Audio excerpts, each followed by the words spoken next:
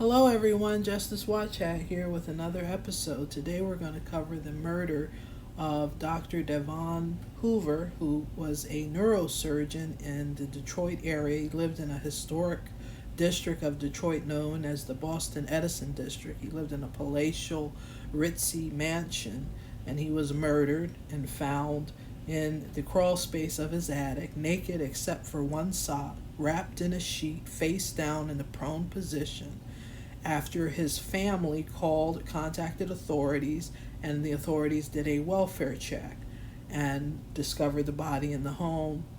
Originally, they said they had a suspect, and then that evaporated. We never saw a name or a face. Now it's popped back up in the news media as there being a suspect, but I have not seen a name or a face. Um, some reports say he was on the down low about being gay. I didn't hear anything about that. It looks to me like he was pretty open and had friends and a lively social life. But we also see that he was. I'm going to read the obituary that gives a lot of history about his background and family, and he's got this very quintessential heartland America family.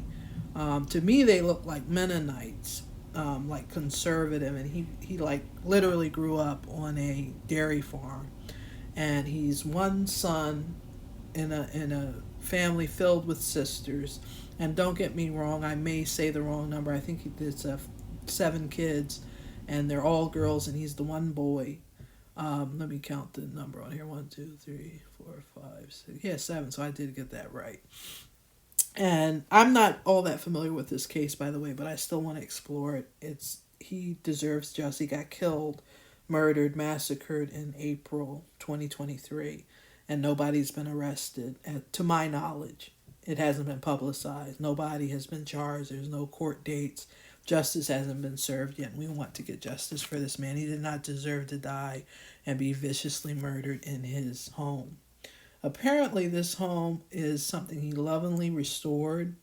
And like I said, I'm not familiar with Michigan, but it's called the Boston Edison District. I thought this was an interesting picture because it's showing him in an antique car, which I think is a cool looking car. He was apparently beloved by all his patients. Everyone has something good to say about him. Had friends, family. No, not one negative comment, not one negative thing about this doctor. Looks like he's probably worldly, world traveled, living his best life. 53 years old, slain by, in my heart, I think it was someone he knew. I don't believe he would have brought someone, a stranger, into his home. Not so much about being scared of getting hurt, but more because of damage to the home or getting stalked or that kind of thing. This is his family. This is what I was saying. They appear to be, to me, they look like Mennonites. The family. There's just numerous articles, all saying pretty much the same things. But I wanted to say, this is another heartbreaking part of the story. His mother died 4 days after he was found dead. Very heartbreaking. I bet that crushed her. This is the obituary that's online. You see him there. And I'm going to read it and then end the video, and we'll continue following. And hopefully there will be an arrest, and we're going to cover that, and cover the trial, and make more and more videos so justice can be served.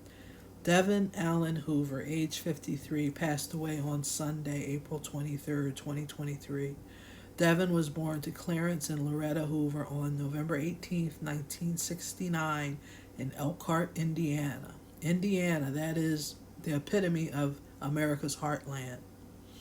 Devon was the fourth child of 7 and the middle member of what the family affectionately called the 3 little ones. He took initiative in this little group, planning their pretend games and determining the rules that govern their play. Games of Monopoly went on for days, and he kept suggesting new rules to extend the game and help negotiate bank loans for struggling players. His early life was not all play and included plenty of manual labor.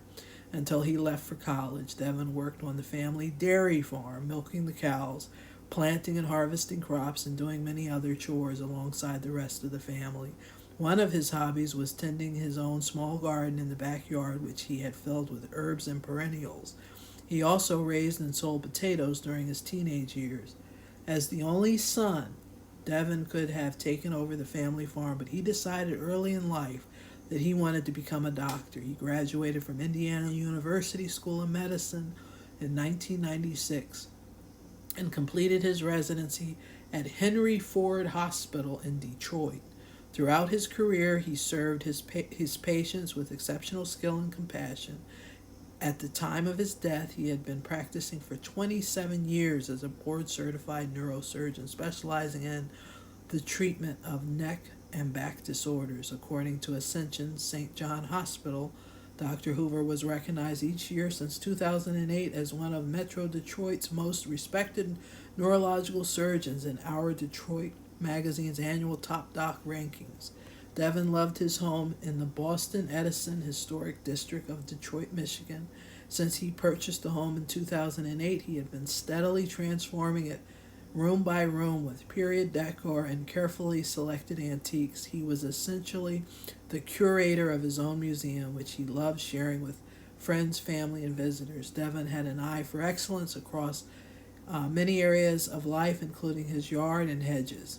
He hired a landscape service for some of the outside maintenance, but the hedges were his specialty and only he could meet his own standards. One of his friends jokingly threatened to burn down the hedges because Devon was declining too many social invitations, saying, "Oh, I can't come because I need to trim the hedges." Devon loved flowers and gardening.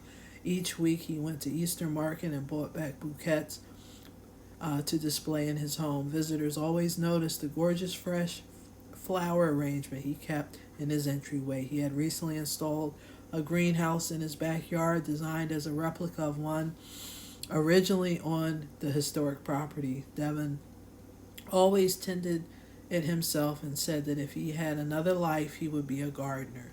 Devon loved his city and gave generously to the community in many ways. He often hosted a picturesque Christmas party that became a bit of a tradition in his neighborhood. As a board as a board member, of the Detroit Opera, he encouraged rising opera stars by hosting intimate concerts at his home. He was planning to host a fundraiser for the Fraternite Notre Dame on May 4th, but the event had to be canceled due to his untimely death. Though Devon had many interests and demands on his time, his family and friends were always a priority. He rarely missed a Hoover family event and made the drive to Indiana frequently to visit his parents and sisters. Often playing with his many nieces and nephews, he spent quality time with many family friends and enjoyed traveling with them to unique places around the world. And then they list who he survived by, and they say that you can make donations to the Fraternite Notre Dame. This is, like I was saying, he's like a quintessential, like American background, viciously killed in his home. Very sad. I wanted to show this also about the historic Boston Edison district. They have a website here, and they have a home tour coming up this weekend. And I would think that if Dr. Devon Hoover was still alive, he would probably be active in this. I don't know, but I just assume it. Very sad. We want justice. We're hoping for a suspect to be arrested soon. And we'll cover this case, as it develops. Everyone have a nice evening.